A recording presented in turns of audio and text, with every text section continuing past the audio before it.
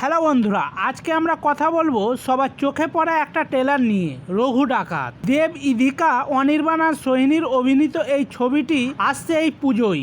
ট্রেলারের শুরুতেই আমরা দেখতে পাচ্ছি এক বিশাল ক্যানভাস, যেখানে গ্রাম বাংলার এক রক্তাক্ত ইতিহাস ফুটে উঠেছে। দেবকে রঘু ডাকাতের ভূমিকায় দেখে মনে হচ্ছে তিনি শুধু একজন ডাকাত নন, বরং এক বিদ্রোহী যিনি অন্যায়ের বিরুদ্ধে লড়াই করছেন। দেবের লুক আর ক্যারেক্টার একেবারে চোখে লেগে যাওয়ার মতো। অনির্বাণের উপস্থিতি ট্রেলারের অন্যতম হাইলাইট, বিশেষ করে তার ডায়লগ ডেলিভারি, যা আমরা প্রায় 1 মিনিট 56 সেকেন্ডে পাই। পুরো ট্রেলারকে আরও শক্তিশালী করেছে। মনে হচ্ছে তিনি এক গুরুত্বপূর্ণ বিরোধী চরিত্রের অভিনয় করছে। অন্যদিকে ইদিকা এবং সোহিনীর চরিত্র সম্পর্কে খুব বেশি ধারণা পাওয়া যায়নি, কিন্তু তাদের উপস্থিতি থেকে বোঝা যাচ্ছে গল্পে বেশ কিছু মোড় আনতে তারা গুরুত্বপূর্ণ ভূমিকা রাখতে চলেছেন।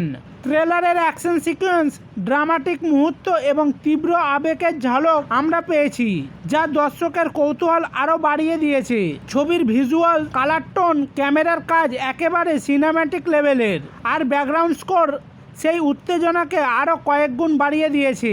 তবে এক কথাই বললে, রঘু ডাকাত ট্রেলার একেবারে ইমপ্রেসিভ, আর মনে হচ্ছে এই ছবি হতে চলেছে পুজোর আসল ধামাকা এন্টারটেইনার। তো বন্ধুরা, আপনাদের কেমন লাগলো এই ট্রেলারটা, আর কে কে এই ছবির জন্য অপেক্ষা করছেন আমাদের কমেন্ট করে জানান।